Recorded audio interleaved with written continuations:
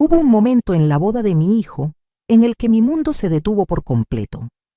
Un momento en el que las palabras de mi nuera resonaron en el elegante salón de celebración como una bofetada pública, como un escupitajo en mi cara delante de 200 invitados. «Esta es la vieja cerda gorda que tenemos que soportar», dijo ella, con esa sonrisa perfecta y venenosa, presentándome a su familia millonaria mientras señalaba hacia mí como si fuera un objeto desagradable. Y todos rieron. Rieron con esa risa cruel de la gente que nunca ha conocido el sufrimiento, como si yo fuera un chiste patético, como si mis 58 años de vida, mi sacrificio de décadas, mi dinero que pagó cada maldito detalle de esa boda de lujo, no significaran absolutamente nada. Sentí cómo la humillación me quemaba las mejillas, cómo mi corazón se partía viendo a mi hijo allí parado, sin decir una sola palabra en mi defensa, con esa sonrisa incómoda que intentaba disimular su cobardía. En ese momento, algo dentro de mí se rompió de una forma que nunca imaginé posible. Pero lo que ninguno de ellos sabía, lo que mi propio hijo ignoraba en ese momento de traición, era quién era yo realmente. Porque mientras ellos se reían a mi costa, mientras disfrutaban de mi humillación pública, el padre de mi nuera, ese hombre de traje italiano impecable y sonrisa prepotente que había estado riéndose junto a los demás, me miró directamente a los ojos. Y en ese instante, su cara cambió. La sangre desapareció completamente de su rostro. Sus ojos se abrieron con un terror absoluto que yo conocía muy bien, porque lo había visto antes en las salas de juntas corporativas. «Espera un momento», tartamudeó él, y su voz tembló de una forma que hizo que varios invitados voltearan a mirarlo. «¿No eres tú? ¿No eres tú mi nueva jefa?» Sí, yo era su nueva jefa. Yo era la mujer que acababa de ser nombrada directora regional de la corporación más grande de consultoría financiera en todo el país. Yo era la mujer que desde el lunes siguiente tendría su carrera profesional, sus proyectos millonarios y su reputación empresarial literalmente en mis manos. Y lo que pasó después de ese momento de reconocimiento cambió no solo esa boda, no solo esa familia arrogante, sino mi vida entera de una forma que nunca imaginé. Porque a veces la justicia llega cuando menos la esperas, y a veces cuando finalmente llega, lo hace de la forma más devastadora, más satisfactoria y más perfecta posible. Pero antes de contarte lo que hice en ese salón, antes de revelarte cómo respondí a esa humillación pública delante de todos esos testigos, antes de explicarte cómo hice que cada uno de ellos pagara por cada risa, cada burla, cada segundo de desprecio, necesitas saber cómo llegué hasta ahí. Necesitas conocer mi historia completa, porque esta no es solo la historia de una venganza, es la historia de una mujer que lo dio todo por su hijo, que sacrificó su juventud, su dinero, sus sueños, que fue pisoteada y despreciada por su propia sangre, y que finalmente, después de años de abuso silencioso, dijo, basta. Así que si estás escuchando esto, desde Ciudad de México, desde Santiago de Chile, desde Buenos Aires, desde Madrid o desde cualquier rincón de América Latina, donde las madres conocen el dolor de la ingratitud familiar, quiero que te quedes conmigo hasta el final, porque esta historia es real, es mi historia, y tal vez, solo tal vez, sea también un poco la tuya o la de alguien que conoces. Dale like a este video, suscríbete a este canal si quieres escuchar más historias reales de mujeres que decidieron recuperar su dignidad después de ser pisoteadas. Y sobre todo, quédate hasta el final, porque te prometo por mi vida que lo que hice después de esa humillación, la forma en que devolví cada insulto multiplicado por 1000, te va a dejar completamente sin palabras. Ahora sí, respira profundo conmigo y déjame llevarte al principio de esta historia, al día en que todo comenzó a desmoronarse sin que yo lo supiera. Mi nombre es Patricia Morales y tengo 58 años. 58 años de los cuales 35 los dediqué completamente a ser madre. Madre soltera, para ser más específica. porque el padre de mi hijo, ese hombre que me prometió el mundo cuando yo tenía apenas 22 años, desapareció cuando Miguel tenía solo 6 meses de edad. Desapareció como si nunca hubiera existido, dejándome sola con un bebé, sin dinero, sin familia que me apoyara, y con un futuro que parecía completamente oscuro. Recuerdo esa época como si fuera ayer. Vivíamos en un pequeño departamento de 2 habitaciones en las afueras de Guadalajara, con paredes tan delgadas que podía escuchar las conversaciones de los vecinos. Yo trabajaba doble turno en una cafetería durante el día y limpiaba oficinas por las noches. Llevaba a Miguel conmigo envuelto en una cobija, durmiendo en su carriola mientras yo pasaba la aspiradora y limpiaba baños corporativos. Dormía 4 horas diarias si tenía suerte. Comía una vez al día para que mi hijo tuviera leche, pañales y todo lo que necesitaba. Pero no me quejo de eso, no me arrepiento de esos sacrificios, porque mi hijo era mi mundo entero, era la razón por la que abría los ojos cada mañana. Era mi motivación para seguir adelante cuando mi cuerpo me pedía que me rindiera. Cuando Miguel tenía 5 años, tomé la decisión más difícil de mi vida. Usé cada centavo que había ahorrado durante esos años de trabajo brutal y me inscribí en la universidad. Estudiaría administración de empresas. Estudiaría por las noches después de mis turnos de trabajo. Dormiría menos, sacrificaría más, pero le daría a mi hijo un futuro mejor. Le daría la vida que él merecía. Y lo hice. Me gradué con honores 7 años después. Miguel tenía 12 años cuando finalmente obtuve mi título. Recuerdo su carita en la ceremonia de graduación, sentado en primera fila con su uniforme escolar ya pequeño, porque no tenía dinero para comprarle uno nuevo. Pero sus ojos brillaban de orgullo cuando escuchó mi nombre. Patricia Morales, mención honorífica. Ese día juré que nunca más pasaríamos necesidades, y cumplí esa promesa. Conseguí trabajo en una firma de consultoría pequeña. Era asistente administrativa, el puesto más bajo, pero no me importó. Trabajaba 14 horas diarias. Aprendía todo lo que podía. Me quedaba hasta tarde estudiando los casos de los consultores seniors.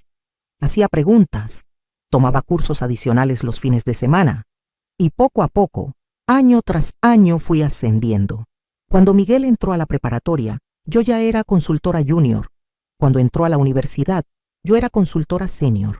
Y cuando él se graduó de la carrera de arquitectura en una de las mejores universidades privadas del país, universidad que yo pagué completamente, cada colegiatura, cada libro, cada material, yo ya era gerente de división. Nunca le faltó nada a mi hijo, nunca. Mientras otros estudiantes trabajaban medio tiempo para pagarse sus gastos, Miguel se concentraba únicamente en sus estudios. Tenía el mejor equipo de cómputo, tenía su propio carro, tenía un departamento cerca del campus que yo rentaba para él.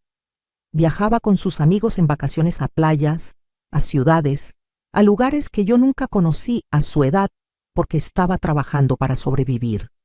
Y yo estaba feliz con eso, genuinamente feliz, porque ese era mi propósito como madre. Darle a mi hijo la vida que yo nunca tuve, asegurarme de que él nunca sintiera el dolor del hambre, la humillación de no tener dinero para algo necesario, la vergüenza de usar ropa donada o zapatos rotos. Pero aquí está la verdad que me duele admitir ahora, años después. En algún momento de ese proceso, de darle todo, de sacrificarme por él constantemente, de poner sus necesidades siempre por encima de las mías, mi hijo dejó de verme como una persona. Dejó de verme como Patricia, la mujer que tenía sueños propios, miedos propios, necesidades propias. Empezó a verme simplemente como mamá, esa figura que existía únicamente para servirle, para darle dinero cuando lo necesitaba, para resolver sus problemas, para estar disponible 24 horas al día, 7 días a la semana. Los primeros signos fueron sutiles. Cuando él tenía 20 años y yo le pregunté si podía acompañarme a cenar para celebrar mi cumpleaños, me dijo que tenía planes con sus amigos. «Es solo una cena, mamá, no es gran cosa», me dijo con esa indiferencia que me partió el corazón. Cené sola ese año en un restaurante barato, viéndome en el espejo del lugar y preguntándome cuándo había dejado de importar. Cuando cumplió 25 años y consiguió su primer trabajo como arquitecto en una firma mediana, pensé que las cosas cambiarían. Pensé que al ser adulto, al empezar a trabajar y ganar su propio dinero, entendería todo lo que yo había hecho por él. Pero no fue así. Seguía llamándome únicamente cuando necesitaba algo. Dinero para el enganche de un carro mejor. Dinero para un viaje con su novia. Dinero para inversiones en proyectos que nunca prosperaban. Y yo siempre decía que sí, porque era mi hijo, y las madres no abandonan a sus hijos. Entonces conoció a Vanessa Domínguez, la hija única de Roberto Domínguez, un empresario exitoso en el sector inmobiliario. Una chica de 28 años que nunca había trabajado un día en su vida, que vivía en una burbuja de privilegio donde todo se le daba sin esfuerzo. Era hermosa, eso no lo puedo negar. Delgada, alta, con ese tipo de belleza que viene de tratamientos caros y gimnasios exclusivos. Pero había algo en sus ojos que me perturbaba desde el primer día que la conocí. Una frialdad. Una forma de mirarme como si yo fuera inferior. La primera vez que Miguel me la presentó fue en un café en Polanco. Yo llegué directamente de una junta importante, todavía con mi traje de trabajo y cansada después de un día largo. Vanessa llegó media hora tarde, sin disculparse, con un vestido de diseñador que probablemente costaba más que mi renta mensual. Se sentó, me dio la mano con desgano y pasó toda la conversación mirando su teléfono mientras yo intentaba conocerla. Mi mamá quiere saber más de ti, le había dicho Miguel con esa sonrisa emocionada de alguien enamorado. Pero ella apenas me dirigió 3 palabras durante toda esa hora. Y cuando finalmente se fueron, escuché cómo ella le decía a Miguel en voz baja, creyendo que yo no podía oír: ¿siempre viste así tu mamá? Parece que viene de vender tacos en la calle. Mi hijo no la defendió, no la corrigió, solo se rió incómodo y cambió de tema. Ese debió ser el primer indicio de lo que vendría. Pero yo, tonta de mí, lo ignoré. Pensé que eventualmente ella me aceptaría. Pensé que el amor de mi hijo hacia mí hablaría por sí mismo. No sabía que ya era demasiado tarde, que mi hijo ya había elegido a quién le daría su lealtad, y no era a mí.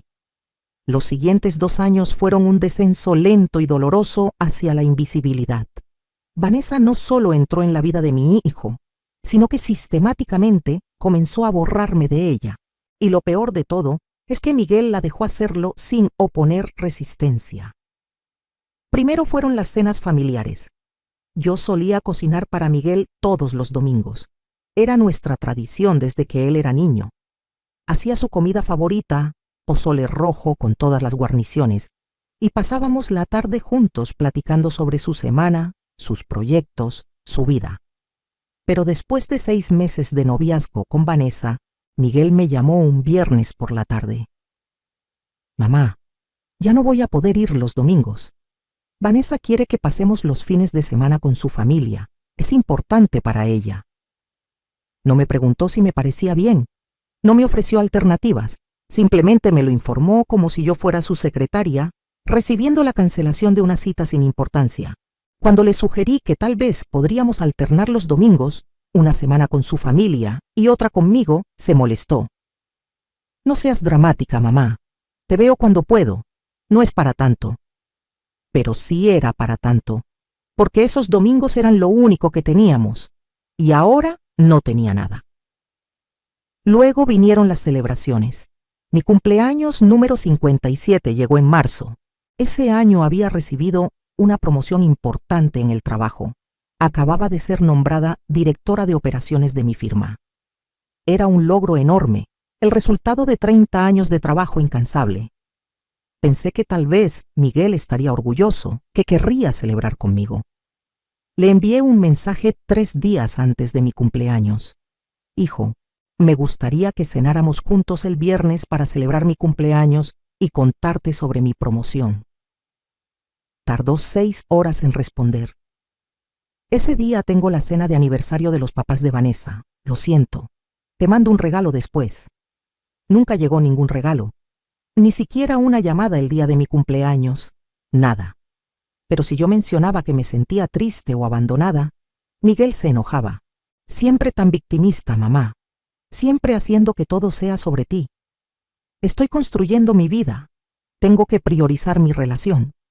Eso es lo que hacen los adultos. Lo que hacen los adultos. Como si yo no hubiera sido adulta cuando sacrifiqué mi juventud entera criándolo sola. Como si mis sentimientos fueran caprichos infantiles en lugar de necesidades humanas legítimas. La relación entre Vanessa y yo se volvió cada vez más tensa. Cada vez que intentaba hablar con ella, me respondía con monosílabos fríos. Cada vez que sugería algo, encontraba la forma de contradecirme delante de mi hijo, y Miguel siempre tomaba su lado. Hubo un incidente particularmente doloroso 6 meses antes de la boda. Miguel me invitó a un brunch en casa de los padres de Vanessa. Pensé que era una buena señal, que finalmente me estaban incluyendo. Me arreglé con cuidado, compré flores caras para llevarle a la mamá de Vanessa y llegué puntual a esa casa enorme en Bosques de las Lomas. La casa era impresionante. 3 pisos, jardines perfectamente cuidados, una fuente en la entrada. La familia de Vanessa vivía en un mundo completamente diferente al mío, pero yo había trabajado duro, había construido mi carrera, tenía mi propia casa bonita, aunque más modesta. No tenía por qué sentirme inferior, excepto que ellos se aseguraron de que me sintiera exactamente así. Durante el brunch, la madre de Vanessa, Lorena, una mujer de mi edad, pero con tantos tratamientos estéticos que parecía una versión de plástico de sí misma, apenas me dirigió la palabra. Cuando le entregué las flores, las tomó sin mirarlas siquiera y se las pasó a una empleada doméstica sin darme las gracias. El padre de Vanessa, Roberto Domínguez, ese hombre que más tarde reconocería mi cara en la boda, estaba ese día enfocado completamente en su teléfono y en conversaciones de negocios. Ni siquiera me saludó cuando llegué. Yo era invisible para él, pero lo peor vino cuando nos sentamos a comer.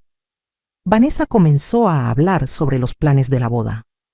Cómo querían que fuera en un hotel de 5 estrellas en Valle de Bravo. Cómo la lista de invitados ya iba en 300 personas. Cómo el vestido que ella quería costaba 80,000 pesos. Por supuesto, papá va a pagar todo, dijo Vanessa con esa sonrisa presumida. Él siempre me da lo que quiero. Entonces Miguel, mi hijo, agregó algo que me dejó helada. Bueno, mamá también vale ayudar con algunos gastos, ¿verdad, mamá? Todos voltearon a verme. Y en ese momento sentí la presión de sus expectativas. La presión de no decepcionar a mi hijo delante de esa familia rica. La presión de demostrar que yo también podía contribuir, que no era menos que ellos. Claro, dije con una sonrisa forzada. Cuenten conmigo. Lo que no sabía en ese momento era que ayudar con algunos gastos significaba que yo terminaría pagando casi toda la maldita boda. Porque un mes después, Miguel llegó a mi casa una tarde con una lista detallada. Mamá, los papás de Vanessa están pasando por un momento complicado con algunos de sus negocios. Vanessa está muy estresada. Entonces pensamos que tal vez tú podrías cubrir estas cosas. Me entregó una hoja impresa. La lista incluía el hotel completo, la comida para 300 invitados, la barra libre, la decoración, la música y el pastel. Todo sumaba más de 600,000 pesos.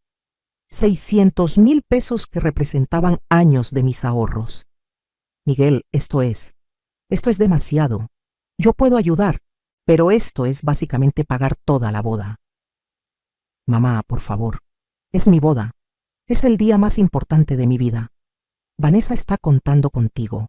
Su familia está contando contigo. No me decepciones ahora. Y ahí estaba, la manipulación emocional perfecta.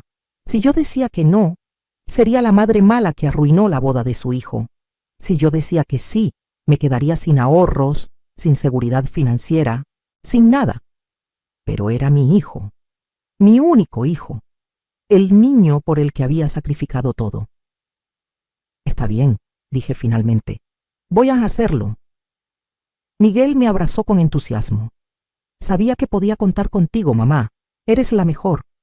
Pero ese abrazo se sintió vacío, se sintió transaccional, como si yo fuera un cajero automático que acababa de dispensar efectivo. Los siguientes meses fueron un caos de pagos y arreglos. Yo coordinaba todo con los proveedores. Yo pagaba los depósitos. Yo resolvía los problemas cuando algo salía mal. Vanessa y su familia simplemente aparecían para aprobar o rechazar opciones, como si estuvieran comprando en una tienda departamental de lujo.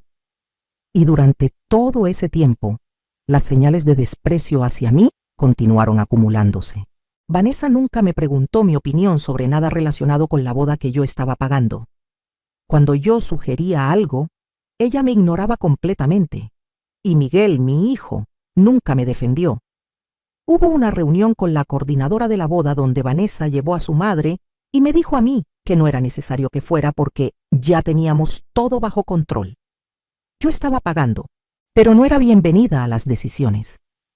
Cuando pregunté si podía invitar a algunos de mis colegas del trabajo, gente que había sido importante en mi vida durante años, Vanessa suspiró dramáticamente. Patricia, la lista de invitados ya está completa. No hay espacio para más gente. Además, esta es una boda elegante. No sé si tu gente encajaría. Tu gente.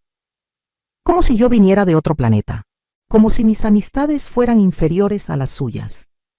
Miguel estaba presente cuando ella dijo eso, y no dijo nada.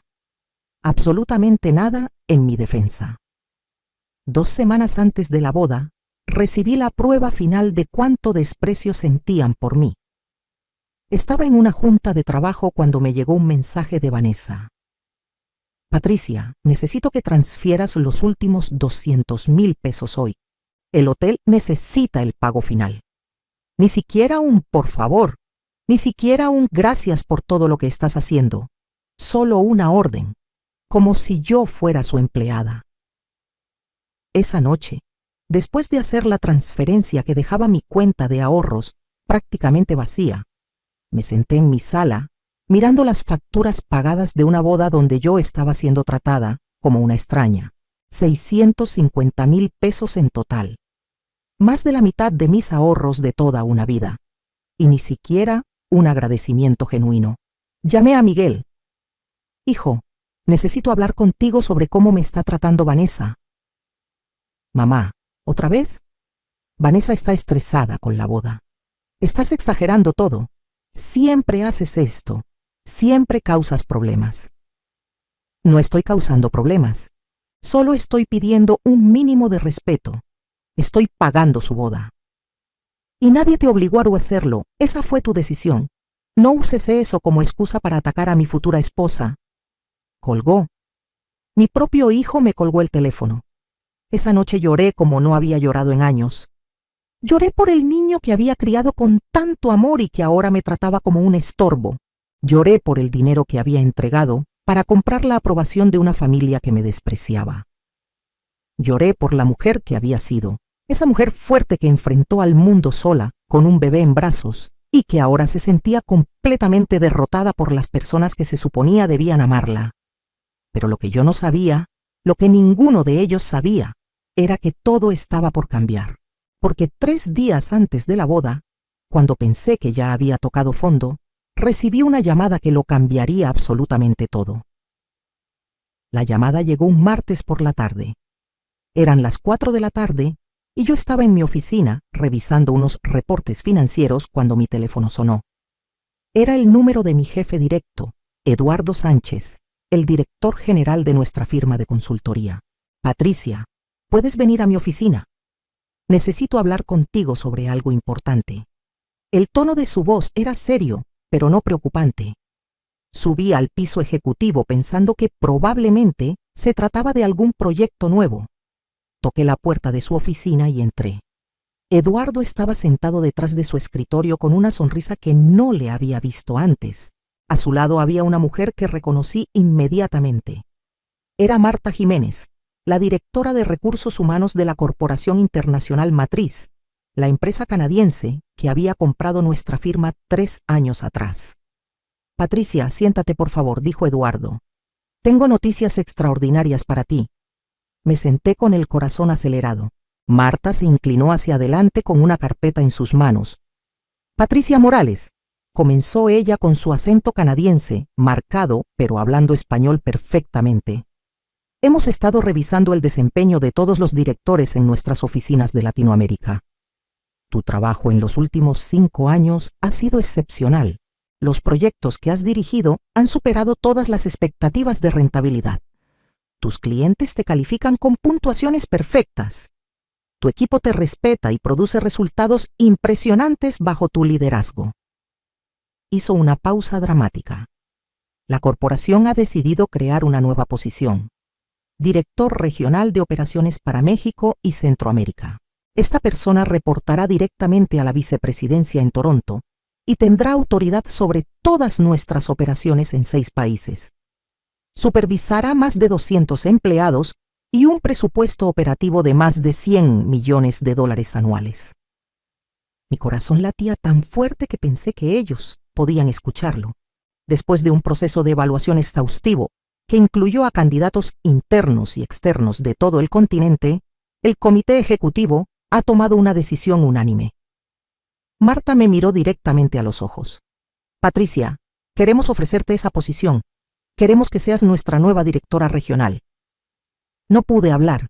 Literalmente no pude formar palabras durante varios segundos. Eduardo se levantó y me dio la mano con una sonrisa enorme. Felicidades, Patricia. Te lo mereces más que nadie. Nadie ha trabajado más duro que tú en esta empresa. Las lágrimas comenzaron a rodar por mis mejillas. No eran lágrimas de tristeza, eran lágrimas de validación, de reconocimiento, de saber que todo ese sacrificio, todas esas noches sin dormir, todos esos años de esfuerzo constante, finalmente estaban siendo recompensados por personas que sí valoraban mi trabajo. ¿Cuándo comenzaría?, pregunté cuando finalmente recuperé la voz. El lunes siguiente a tu regreso, dijo Marta. Sé que tienes una boda este fin de semana. La boda de tu hijo, ¿verdad? Asentí. Había mencionado eso cuando solicitaron que bloqueara fechas para posibles viajes. Perfecto, disfruta la celebración y cuando regreses el lunes comenzarás en tu nueva oficina. El anuncio oficial se enviará a todos los empleados de la región ese mismo día. Me entregó la carpeta. Dentro estaba el contrato. Mi nuevo salario me dejó sin aire. Era casi el triple de lo que ganaba actualmente. El triple. Además de bonos por desempeño, un carro de la empresa, presupuesto para viajes internacionales y un paquete de beneficios que incluía seguro médico premium y plan de retiro generoso. Firmé ahí mismo, con manos temblorosas pero firme convicción. Esa noche sola en mi casa, me serví una copa de vino y me senté a procesar lo que había pasado. Directora regional. Yo, la chica que había limpiado baños para sobrevivir, ahora estaría supervisando operaciones en 6 países. Yo, la madre soltera que nadie había ayudado, ahora tendría 200 empleados bajo mi liderazgo. Y entonces me di cuenta de algo que hizo que una sonrisa lenta y fría se dibujara en mi cara. Roberto Domínguez, el padre de Vanessa, ese hombre arrogante que me había ignorado completamente durante el brunch, trabajaba para una de las empresas constructoras más grandes del país.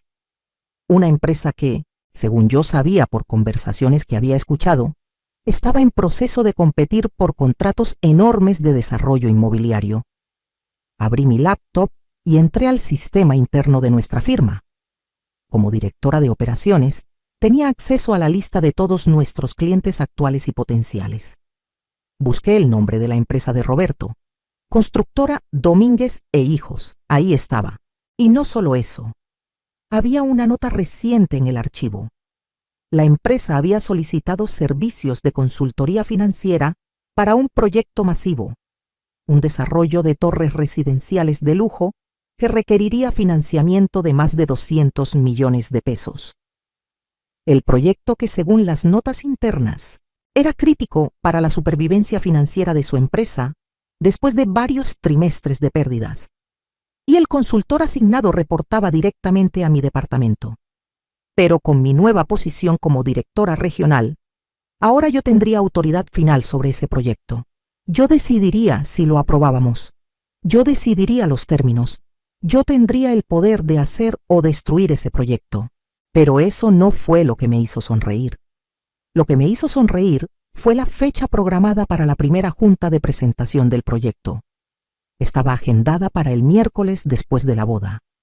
Y según el sistema, Roberto Domínguez asistiría personalmente como director general de su empresa. Sería su primera vez conociendo a la nueva directora regional que tendría su proyecto en sus manos. Sería su primera vez viéndome en mi verdadero papel, no como la madre invisible a la que ignoró durante el brunch, sino como la mujer que literalmente tenía el futuro de su empresa en sus manos. Cerré la laptop y terminé mi copa de vino. Una idea estaba formándose en mi mente. Una idea perfecta. Una idea que me haría justicia de una forma que ellos nunca verían venir. Pero primero tenía que sobrevivir a la boda.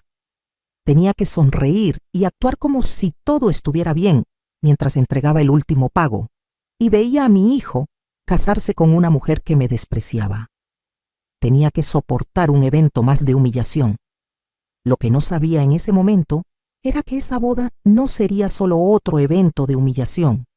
Sería el catalizador de algo mucho más grande. Sería el momento en que todo cambiaría.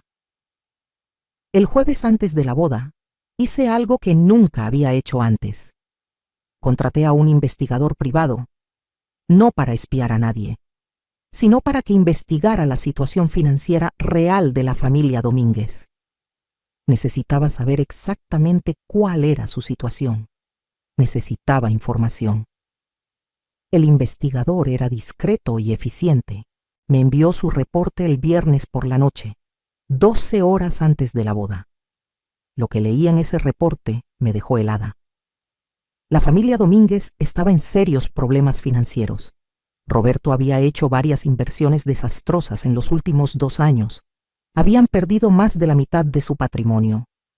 La casa gigantesca en Bosques de las Lomas estaba hipotecada hasta el techo. Tenían deudas con 3 bancos diferentes. Y lo más importante, el proyecto de las torres residenciales era literalmente su última oportunidad de salvarse de la bancarrota. Si ese proyecto no se aprobaba, si no conseguían el financiamiento que necesitaban, la empresa quebraría en menos de 6 meses, y con ella caería toda la fortuna familiar, la casa, los carros, el estilo de vida de lujo, todo desaparecería. Por eso habían manipulado a mi hijo para que yo pagara la boda. No era porque estuvieran pasando por un momento complicado, como Miguel me había dicho. Estaban al borde del colapso financiero total. Y yo, la tonta que pagó 650,000 pesos de sus ahorros, había sido la perfecta idiota que salvó su reputación, pagando una boda que ellos no podían costear. Esa noche, la noche antes de la boda, no dormí. No por nervios, sino porque estaba planeando. Estaba pensando en cada detalle de lo que vendría. Estaba preparándome para el día en que todo cambiaría. Me probé el vestido que había comprado para la boda. Era un vestido elegante color azul marino, discreto, apropiado para la madre del novio. Me vi en el espejo y vi a una mujer de 58 años que había sido pisoteada durante demasiado tiempo. Pero también vi algo nuevo en mis ojos. Una chispa, una determinación, un poder que nunca había reconocido en mí misma. El sábado llegó, el día de la boda. Me arreglé con cuidado. Me puse el vestido, me maquillé, me peiné. Conduje hasta el hotel en Valle de Bravo, ese hotel de 5 estrellas que yo había pagado por completo. Llegué temprano, como siempre hacía. La ceremonia fue hermosa, debo admitir eso. Las flores que yo pagué eran espectaculares. La decoración que yo pagué era de revista. Todo era perfecto, exactamente como Vanessa lo había imaginado, exactamente como yo lo había financiado. Caminé por ese pasillo, acompañando a mi hijo hacia el altar. Él me dio un abrazo rápido antes de ir a esperar a su novia. «Gracias por todo, mamá», susurró. Pero sus palabras se sintieron automáticas, ensayadas, vacías. Vi a Vanessa caminar por el pasillo del brazo de su padre. Roberto Domínguez, ese hombre que me había ignorado completamente, caminaba con el pecho inflado de orgullo, como si él hubiera pagado todo, como si él fuera el generoso padre que le dio a su hija la boda de sus sueños. Nadie sabía la verdad. Nadie sabía que yo había pagado cada peso. La ceremonia terminó. Todos aplaudieron. Yo aplaudí también, con una sonrisa en mi cara y un dolor en mi corazón. Mi hijo se había casado y yo me sentía más sola que nunca. Y entonces llegó el momento de la recepción, el momento en que todo explotaría de una forma que nadie, absolutamente nadie, podría haber anticipado. La recepción comenzó como cualquier otra boda elegante. Los invitados entraron al salón principal del hotel, ese espacio enorme con techos altísimos y lámparas de cristal que yo había pagado. Las mesas estaban decoradas con arreglos florales blancos y dorados. La comida era un menú de 5 tiempos preparado por un chef reconocido. La barra libre ofrecía licores premium. Todo era exactamente como Vanessa lo había soñado. Todo pagado por mí. Me senté en mi mesa asignada. No era la mesa principal donde estaban los novios, por supuesto.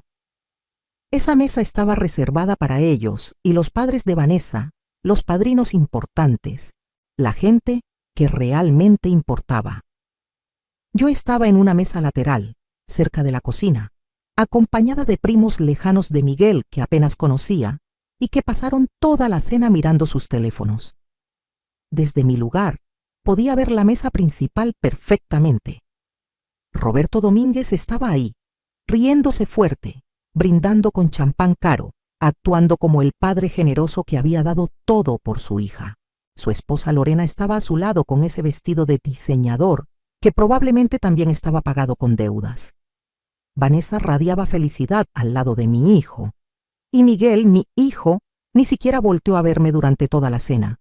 Pero yo no estaba triste. No esta vez. Esta vez estaba observando, estudiando, planeando cada movimiento de lo que vendría después. Durante la cena, Roberto se levantó para dar un discurso. Tomó el micrófono con esa confianza arrogante que caracteriza a los hombres que nunca han conocido la humildad. Queridos amigos y familia, comenzó con voz potente, hoy es un día de inmensa felicidad para nuestra familia. Ver a nuestra princesa Vanessa casarse con un hombre tan maravilloso como Miguel es un sueño hecho realidad. Hizo una pausa para el aplauso. Yo no aplaudí. Lorena y yo hemos trabajado toda nuestra vida para darle a nuestra hija lo mejor.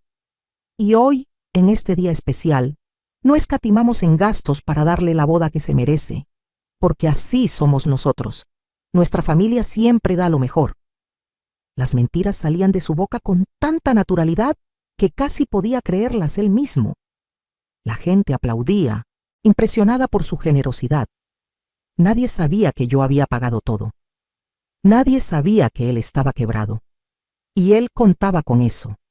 Contaba con mi silencio. Contaba con mi invisibilidad. Cuando terminó su discurso, miró brevemente en mi dirección.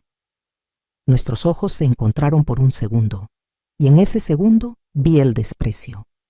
Vi cómo me miraba como si yo fuera menos que él, como si yo fuera afortunada de estar presente en su evento.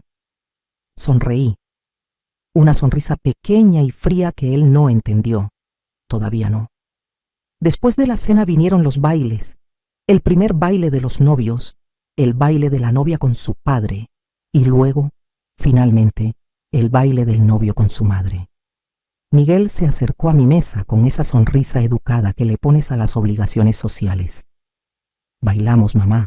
Caminamos a la pista de baile. La música era una canción lenta y sentimental. Miguel puso sus manos en mi cintura de forma mecánica. Yo puse las mías en sus hombros. Gracias por venir, dijo él mientras bailábamos. Gracias por venir. Como si yo fuera una invitada cualquiera. No la mujer que pagó toda su boda. no la madre que lo había criado sola, solo una invitada más. De nada, hijo, respondí con calma. Es tu día especial. Sé que las cosas han estado un poco tensas, continuó él sin mirarme a los ojos, pero espero que ahora que ya estamos casados, todo sea más fácil. Vanessa solo necesitaba tiempo para acostumbrarse. ¿Acostumbrarse a qué? ¿A tener que tolerar a la mujer que financió su boda de ensueño? No dije nada, solo seguí bailando. Mamá, ¿estás bien? ¿Te ves? Diferente. Estoy perfectamente bien, Miguel, solo disfrutando ver a mi hijo feliz. La canción terminó. Él me dio un abrazo rápido y regresó corriendo a su mesa donde Vanessa lo esperaba. Yo regresé a mi mesa junto a la cocina. Eran las 9 de la noche. La fiesta estaba en su punto máximo. La gente bailaba, bebía, reía, y entonces sucedió. Vanessa se levantó de la mesa principal con su madre y comenzó a caminar por el salón saludando a los invitados. Era el momento tradicional donde los novios agradecen a cada mesa. Yo sabía que eventualmente llegarían a la mía, y me preparé. Las vi acercarse. Vanessa con su vestido de novia de 80,000 pesos brillando bajo las luces. Lorena con esa sonrisa falsa perfectamente practicada. Se detuvieron en la mesa frente a la mía, donde estaba sentada la familia del lado de los Domínguez. Una familia obviamente acomodada. Podía escuchar su conversación perfectamente. Muchas gracias por acompañarnos en este día tan especial, decía Vanessa con dulzura artificial. La boda está hermosa, respondió una señora mayor con joyas que brillaban como estrellas. Tu papá hizo un trabajo maravilloso. Vanessa sonrió con orgullo. Sí, papá siempre se asegura de que todo sea perfecto. Entonces Lorena agregó, lo suficientemente alto para que yo escuchara perfectamente. Es que nosotros venimos de una familia de tradición. Sabemos cómo hacer las cosas bien, no como ciertas personas que solo saben trabajar y trabajar sin ninguna clase. Estaban hablando de mí, lo sabía. Lo sentí en cada palabra. Y entonces Vanessa miró hacia mi mesa. Nuestros ojos se encontraron. Y en lugar de acercarse normalmente, ella le dijo algo a su madre al oído. Lorena volteó a verme y ambas se rieron. Una risa bajita pero llena de veneno. Finalmente caminaron hacia mi mesa. Yo me preparé, enderecé mi espalda y las miré directamente. Patricia, dijo Vanessa con esa voz falsa que usaba conmigo. Gracias por venir. De nuevo, gracias por venir. Como si yo no hubiera pagado cada peso de ese evento. Es un placer estar aquí. Respondí con una sonrisa igualmente falsa.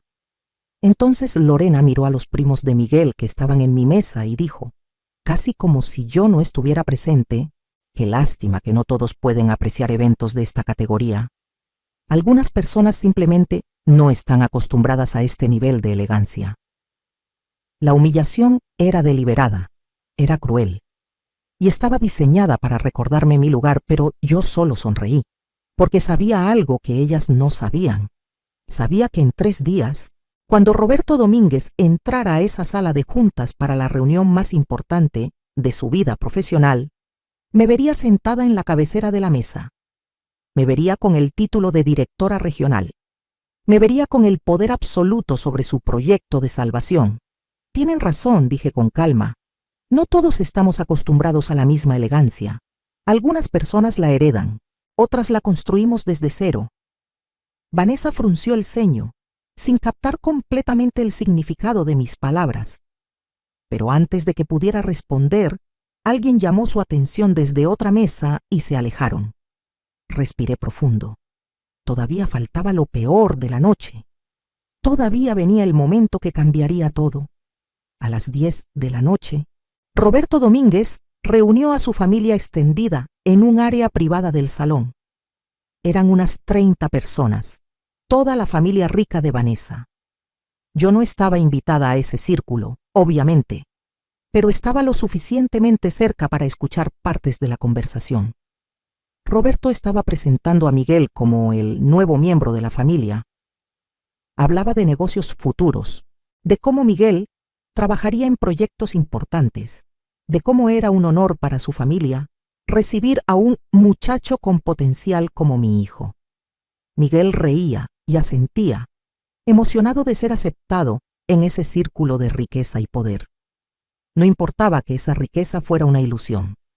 No importaba que esa familia estuviera quebrada.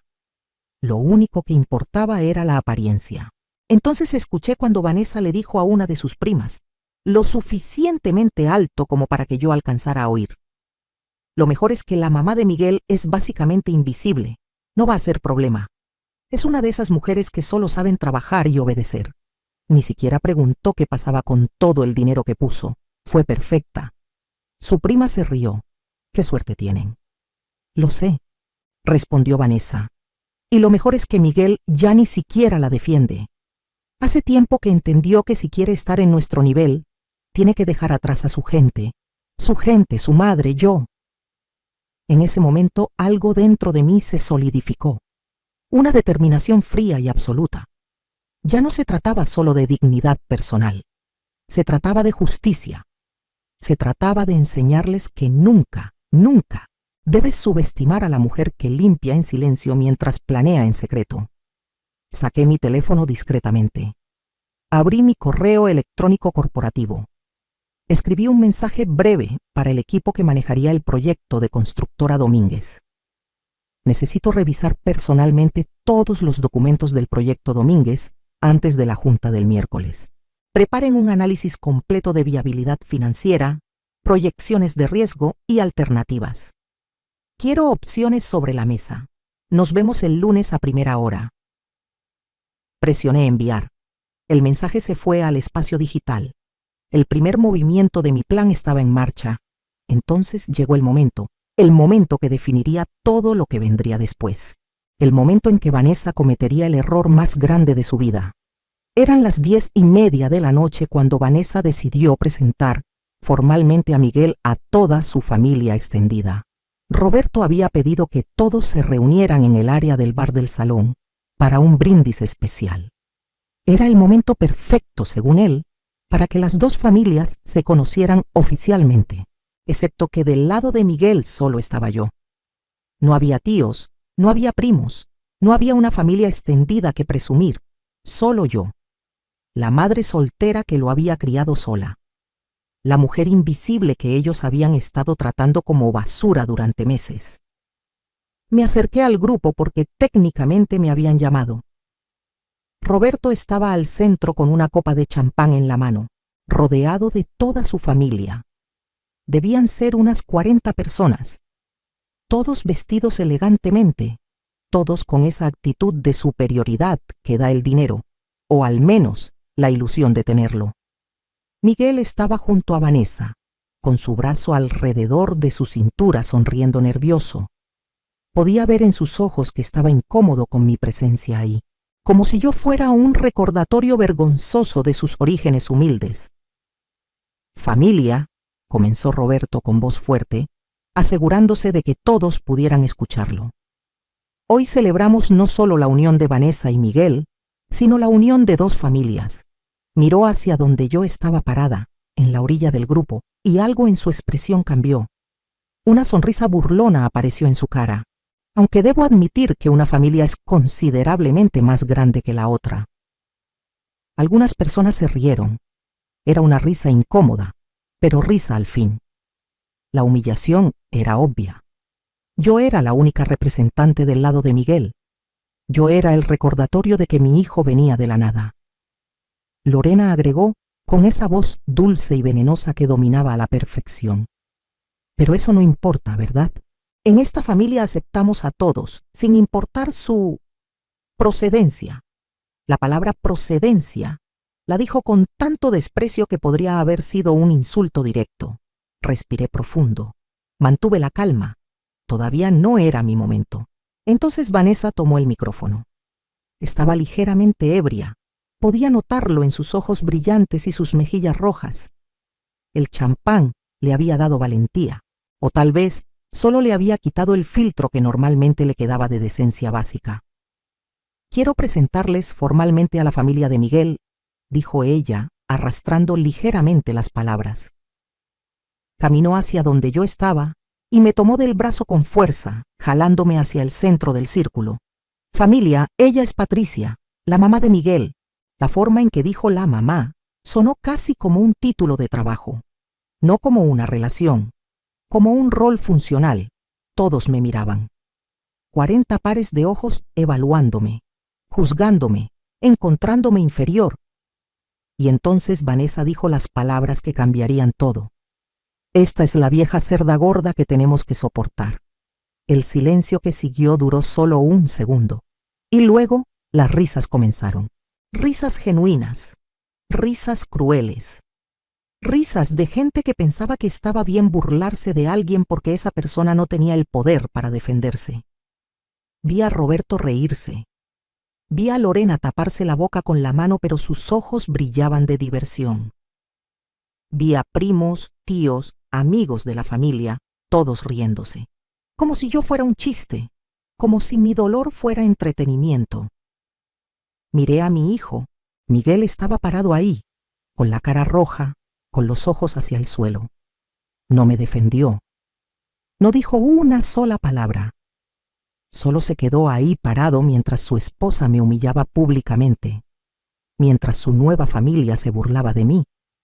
Sentí cómo las lágrimas comenzaban a formarse en mis ojos.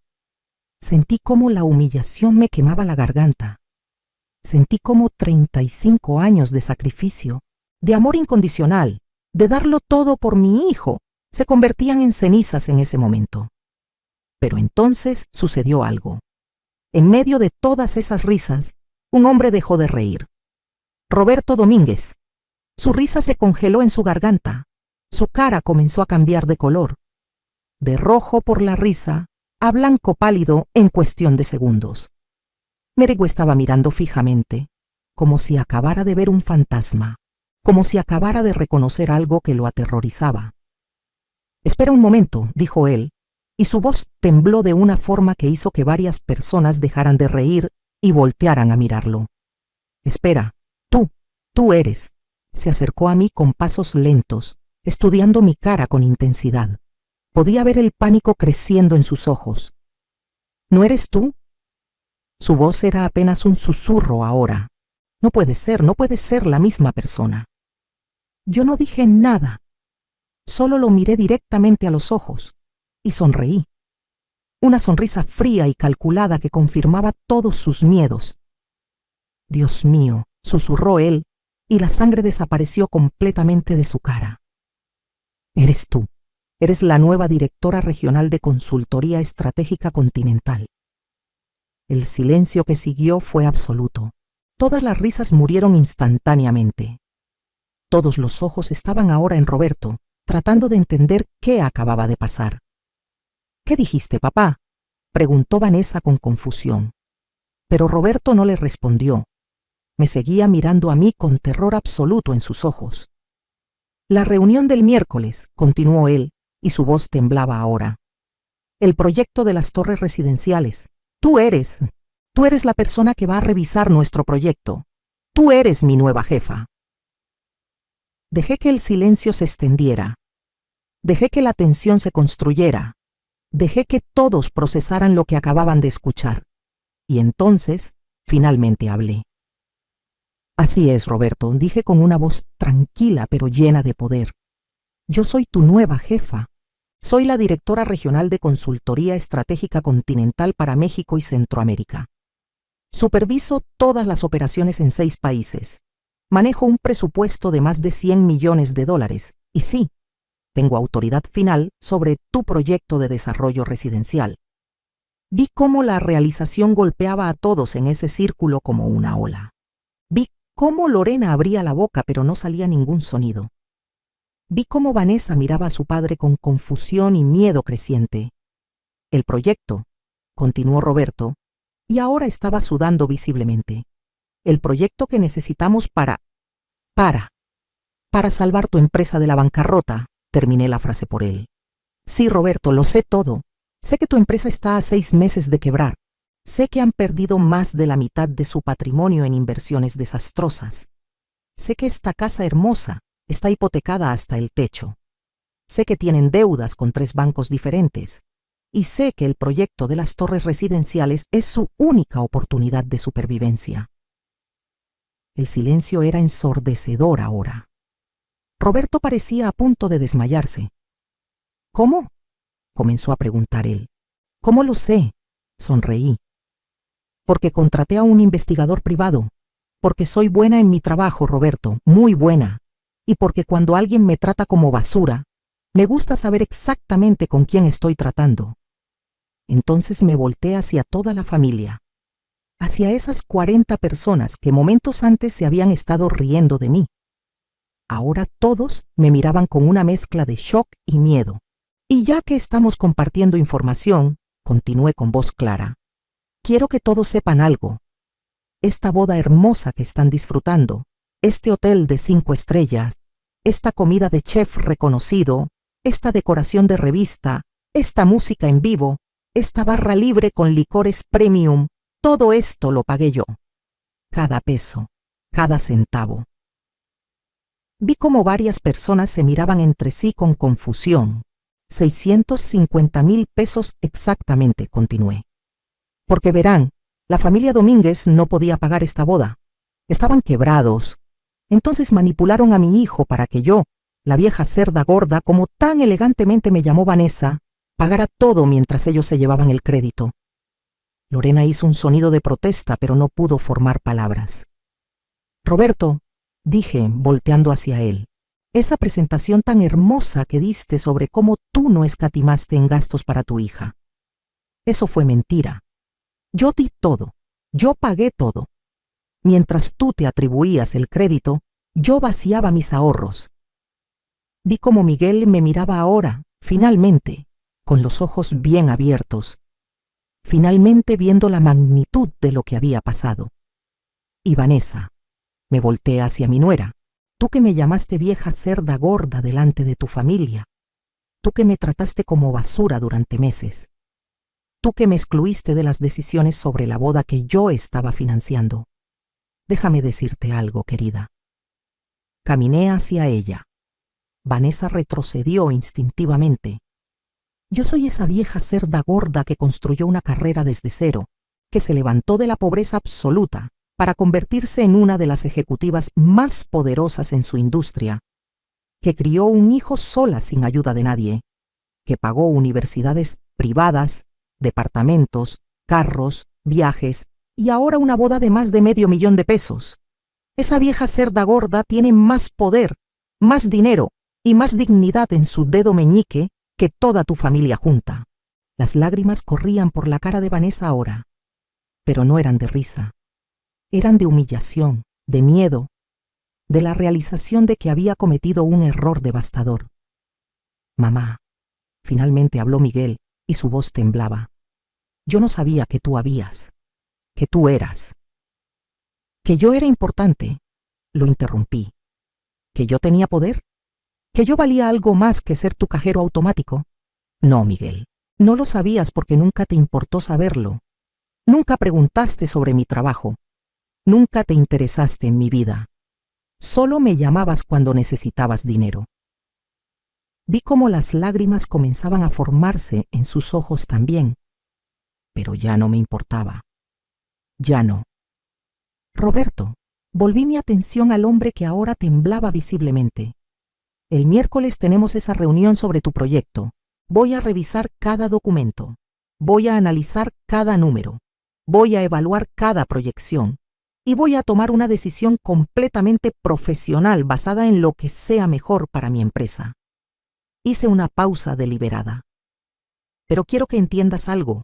La mujer que va a tomar esa decisión, la mujer que tiene el futuro de tu empresa en sus manos, es la misma mujer a la que tu hija acabó de llamar vieja cerda gorda. Es la misma mujer que tu esposa trató con desprecio. Es la misma mujer que tú ignoraste completamente durante meses mientras yo pagaba la boda de tu hija. Roberto abrió la boca para decir algo, pero yo levanté mi mano. No digas nada ahora. Guarda tus palabras para el miércoles. Vas a necesitarlas. Me volteé hacia toda la familia reunida, hacia esas caras que minutos antes estaban llenas de burla y ahora estaban llenas de shock. Disfruten el resto de la boda. dije con una sonrisa fría. Disfruten la comida que yo pagué. Disfruten la bebida que yo pagué. Disfruten cada momento, porque les garantizo que ninguno de ustedes va a olvidar esta noche. Y entonces hice algo que nunca había hecho en mi vida. Me di vuelta y comencé a caminar hacia la salida, con mi cabeza en alto, con mi dignidad intacta, con mi poder finalmente reconocido. «Mamá, espera», escuché la voz de Miguel detrás de mí. «Por favor, espera. Lo siento, no sabía». Pero no me detuve. Seguí caminando. Crucé ese salón elegante lleno de invitados que ahora me miraban con ojos muy diferentes. Ya no era la madre invisible. Ya no era la mujer que podían ignorar. Ahora era alguien. Ahora era poderosa. Y ellos lo sabían. Salí del hotel hacia el estacionamiento. El aire frío de la noche golpeó mi cara y finalmente dejé que las lágrimas fluyeran. Pero no eran lágrimas de tristeza, eran lágrimas de liberación, de justicia, de saber que finalmente, después de tantos años de ser pisoteada, había reclamado mi poder. Subí a mi carro y me quedé ahí sentada por varios minutos, procesando lo que acababa de pasar. Mi teléfono comenzó a sonar. Era Miguel. No respondí. Sonó una vez, 2 veces, 5 veces, 10 veces. No respondí ninguna llamada. Entonces llegó un mensaje de texto, y luego otro, y otro, pero no los leí. Todavía no. Encendí el carro y manejé de regreso a la ciudad, de regreso a mi casa, de regreso a mi vida, una vida que acababa de cambiar para siempre. El lunes siguiente llegó más rápido de lo que esperaba. Había pasado el domingo en mi casa, en silencio, procesando todo lo que había sucedido. Mi teléfono no dejó de sonar durante todo el fin de semana. Llamadas de Miguel, mensajes de Miguel, incluso un mensaje de Vanessa que decía, necesitamos hablar urgentemente. Ignoré todo. El lunes por la mañana me levanté a las 6, como siempre. Me preparé con cuidado especial. Me puse mi mejor traje sastre, color gris oscuro con una blusa blanca. Me maquillé perfectamente. Me miré en el espejo y vi a una mujer diferente, una mujer que finalmente había reclamado su poder, una mujer que ya no aceptaría ser invisible.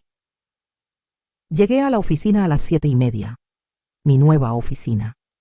La oficina de la directora regional estaba en el piso más alto del edificio, con ventanas enormes que daban vista a toda la ciudad. Mi escritorio era de caoba, grande y elegante. En la pared ya estaba colgado mi título y mis reconocimientos. Todo era real, todo era mío. A las 8 de la mañana mi asistente, una joven eficiente llamada Marcela, tocó la puerta.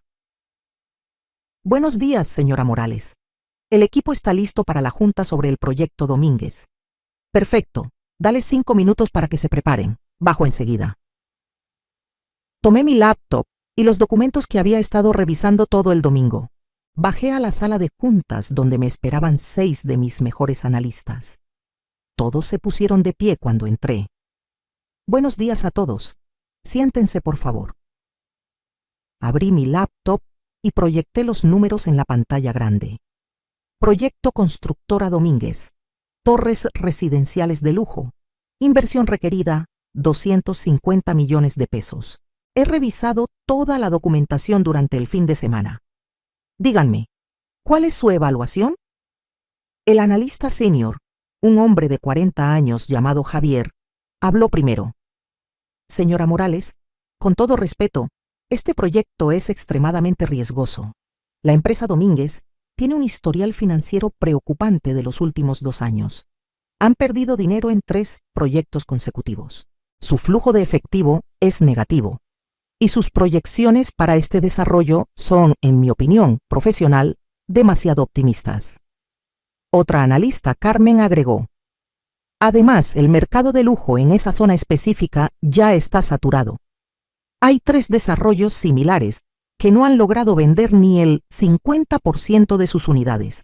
Las probabilidades de que este proyecto genere los retornos que prometen son muy bajas». Asentí lentamente. Era exactamente lo que yo había concluido también. ¿Cuál es su recomendación?, pregunté. Javier no dudó. Rechazar el proyecto. Es demasiado riesgo para nuestra firma. Si este proyecto falla, y hay una alta probabilidad de que falle, nuestra reputación quedará manchada por asociación. Estoy de acuerdo, dije finalmente. Preparen la documentación formal. Vamos a rechazar el proyecto, pero quiero que sea profesional, completo y bien fundamentado. Quiero que cada razón esté respaldada con datos sólidos. Esta es una decisión de negocios, no personal. Aunque una parte pequeña de mí sabía que había justicia poética en esto, mi decisión era genuinamente profesional. El proyecto era malo, punto. La reunión con Roberto Domínguez es el miércoles a las 10. Quiero que todos estén presentes y quiero que tengamos lista una presentación completa explicando nuestra decisión. El equipo asintió y se fue a trabajar. Yo regresé a mi oficina y finalmente, después de 3 días, decidí revisar los mensajes de Miguel. Había 37 mensajes. Los leí todos. Comenzaban con disculpas desesperadas, luego súplicas, luego intentos de explicación y finalmente, en los más recientes, había algo diferente. Había reconocimiento genuino de lo que había hecho mal. El último mensaje decía: «Mamá, sé que no merezco tu perdón. Sé que fui un hijo terrible. Sé que te usé, te ignoré y te traté como si no importaras. No tengo excusa. Vanessa y yo estamos teniendo conversaciones muy difíciles. Ella está devastada. Sus papás están devastados. Pero más que nada, yo estoy devastado porque finalmente entiendo lo que te hice. Te amo, mamá. Y lo siento más de lo que las palabras pueden expresar». Suspiré profundamente. Una parte de mí, esa parte maternal que nunca muere, sin importar cuánto te lastimen, quería responder inmediatamente. Quería perdonarlo. Quería arreglar todo. Pero la mujer nueva que había nacido en esa boda sabía que no podía hacer eso. Todavía no. En lugar de responder, escribí un mensaje corto. «Miguel, necesito tiempo. Te contactaré cuando esté lista para hablar. Cuida de tu esposa. Ustedes tienen mucho de qué hablar». Presioné enviar y guardé mi teléfono. El miércoles llegó. La reunión estaba programada para las 10 de la mañana. A las 9:30, Marcela me avisó que Roberto Domínguez y su equipo habían llegado y estaban esperando en la sala de juntas. «Que esperen 5 minutos más», dije con calma. «Luego los haré pasar». A las 10 en punto exactas entré a la sala de juntas. Roberto estaba ahí con 3 personas de su equipo. Todos se pusieron de pie cuando entré. Roberto se veía terrible. Tenía ojeras profundas. Había perdido peso en solo 3 días y temblaba visiblemente. «Buenos días», dije con voz profesional y neutral. «Soy Patricia Morales, directora regional de Consultoría Estratégica Continental. Bienvenidos». Me senté en la cabecera de la mesa. Mi equipo se sentó a mis lados. Roberto y su gente se sentaron al otro extremo. Antes de comenzar, dije, mirando directamente a Roberto, quiero establecer algo muy claro. Esta reunión es estrictamente profesional. Lo que sucedió el sábado en la boda fue personal. Esto es negocios, ¿entendido? Roberto asintió rápidamente. Sí, señora Morales, por supuesto. Bien, procedamos entonces. Javier comenzó la presentación. Mostró todos los números. Explicó todas las razones por las cuales el proyecto era riesgoso.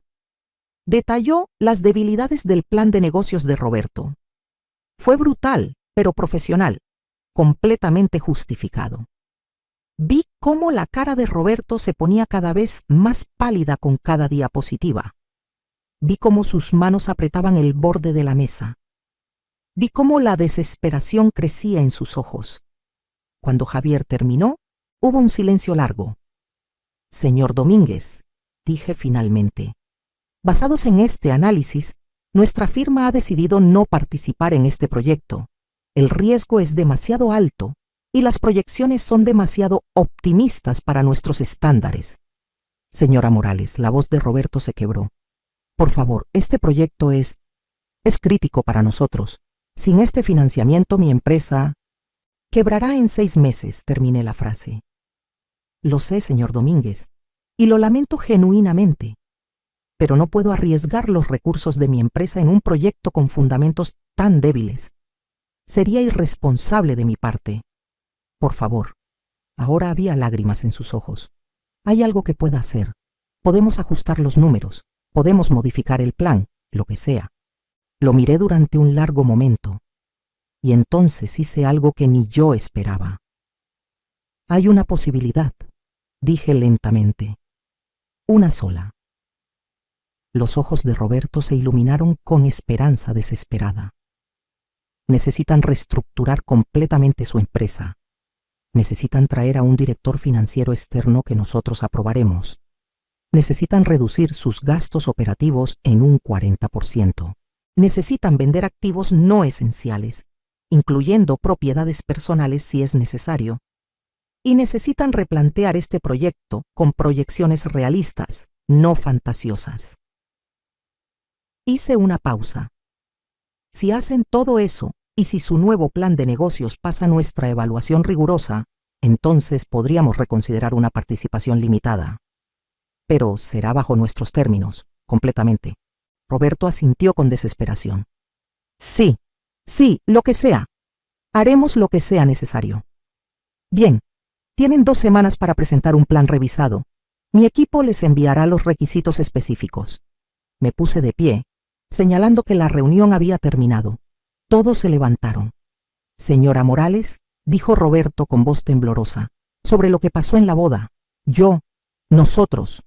Señor Domínguez, lo interrumpí con voz firme pero no cruel. Le di una oportunidad profesional a pesar de lo personal. No la desperdicie hablando del pasado. Use su energía para salvar su empresa. Él asintió avergonzado y salió con su equipo.